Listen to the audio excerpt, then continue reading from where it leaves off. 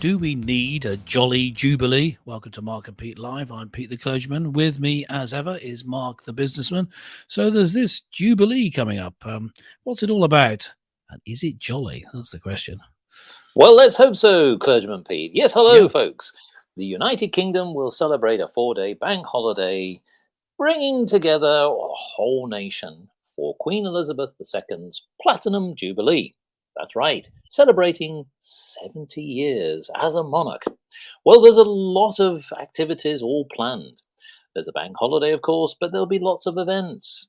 People will be celebrating in the streets. There'll be, of course, the traditional trooping of the colour. There'll be a service of thanksgiving. There will be, indeed, a platinum party at the palace. But there will be, unfortunately, some noticeable absentees for those who may traditionally have been on the balcony at Buckingham Palace. Yes, there will be no Prince Harry or Prince Andrew. The Queen has determined that it will only be working royals. But then there's some other signs which perhaps might get the Queen shuffling a little bit more. Yes, the controversial Sex Pistols single, God Save the Queen, is to be re-released. And for anyone familiar with that will know that, in fact, some of the lyrics are perhaps not that complimentary to the Queen herself. But there's a little bit more that perhaps that I would like to raise, and a thought for our listeners. It's about Royal Britannia. Upon the throne, the years have shown, our Queen is still sitting pretty. Etched in stone, her name is known across every town and city. The family's grown, winds of change have blown, and scandals have become too gritty. The empire's flown, we're on our own. Now isn't that a pity? Happy Jubilee. Clergyman Pete, I ask you. Yeah. Things haven't been going that well for the royal family. Is this really a time to celebrate? Or perhaps it's just a good thing to get the nation being a bit more jolly? Well, there is a biblical principle for Jubilee. It's a concept within the Bible talking about how to run your country. Every now and then, at regular intervals, when the years have gone by, every 50 years, you get together. That's the longest duration between them. You have a big Jubilee party. And in this, the key word in that, I sort of gloss over it, is party. It's a big celebration. So I can see that in terms of bringing the country together, especially during a time when there's worries, different parts of the world, there's worries about the economy, food supply Yes. chains, etc., etc. A big party is something to take your mind off it, as long as you can afford the food. Well, I will say, for those people who are around, And let's the take fuel. the first one, the Silver Jubilee, because in fact, what was interesting is that during the year of 1977, the economy was rather bad. And then yet the country went out in masses, street parties, sandwiches galore, and even Clergyman Pete was enjoying himself. Yes, and then of course we moved on in 2002, and of course we then moved to the one in 2012, and of course here we're now trying to celebrate the idea of a platinum jubilee. What's interesting is this is the first time that a British monarch would be a serving monarch for 70 years. It's almost in itself worth celebrating, because you're going to have to wait a long time for the next time that happens. So there's some great things, let's also point out that what people can do is take part. You can actually sort of look up, get involved in your community, because we like that localism. Get involved with your pageants and lots of celebrations with your civil halls and your communities there. Now, actually, there will be, as I mentioned, a trooping of the colour and an RAF fly past, which will be great, and it'll be visible in London from the Mall and on the edge of St James's Park, overlooking Horse Guards Parade. There'll be broadcast galore. People will be actually covering this, getting interviews from the public and eminent people. So I think that's fantastic. But do you think, Clergyman Pete, the should we say the slight awkward element of the fact that Harry and Andrew will not be on the balcony, is that something that perhaps people might feel a little bit uncomfortable with, or they Well, will not here's bother? the thing now. From my experience observing the way that media operates, mainstream media, covering such an event, what they really love to do is have a bit of juicy scandal. So Prince Andrew and Prince Harry will add immeasurably to the viewing figures, I think. But that will add interest. The cameras will be, oh, there's a sad and lonely figure, poor Prince Andrew. He's sitting in forced to sit in the corner with, the teenagers. Oh, no, hang on. He'd like that. But,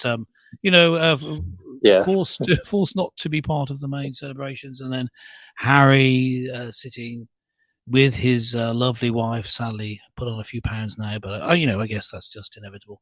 And it's looking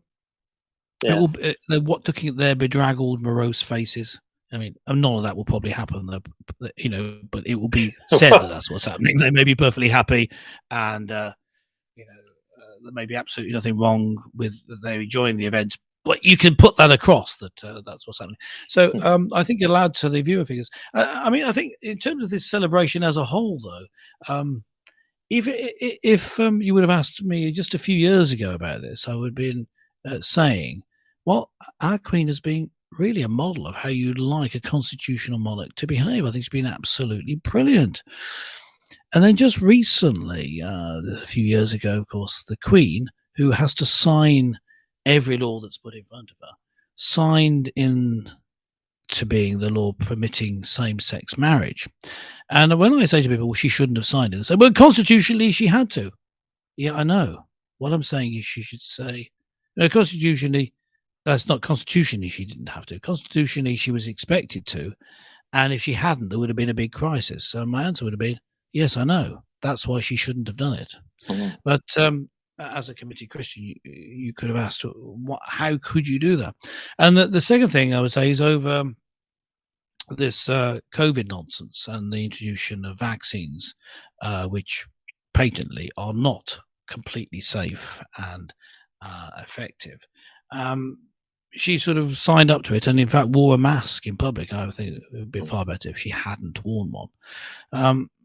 And so, in that case, it could be that she was just taken in by it, as many people were. You paint a gloomy picture here. I mean, I thought what I'm saying is, really, I think that for most of her career as monarch, I've been very impressed with her. Just recently, the fact that she's really taken her off the ball on those couple of issues, as far as I'm concerned, just tarnishes the reputation a little bit. Well, I've got something to swing it all back into action. Here's a thought, and there is time to do this. Maybe if she rallied all of her family together, including Harry and Andrew, to take the lead, and they did their own version of God Save the Queen. Yeah. What sort of like almost like a Sex Pistols punk rock version. Yeah, that's what I mean. But here's the thing, because that particular song was controversially knocked off the top of the charts by another one of your heroes, Rod Stewart. Yeah, big fan, obviously. Yeah. Big fan. I don't want to talk about it. Yes, and that's not it. Yeah, mm-hmm. And I don't mean I don't want to talk about it. That was the song.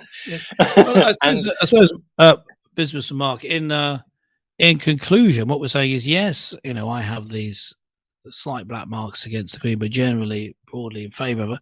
But the reason, really, to celebrate this is to have a jolly good knees up, Mother Brown. Jolly good knees up, and a jolly good sing the anthem. And I don't mean God Save the Queen in the Sex Pistols way.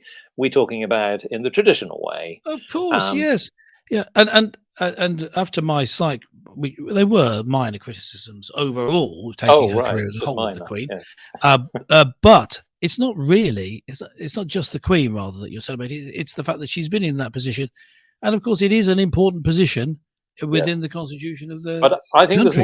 There's something more important, Clergyman Pete, and that is, I think that the nation is desperate for something positive.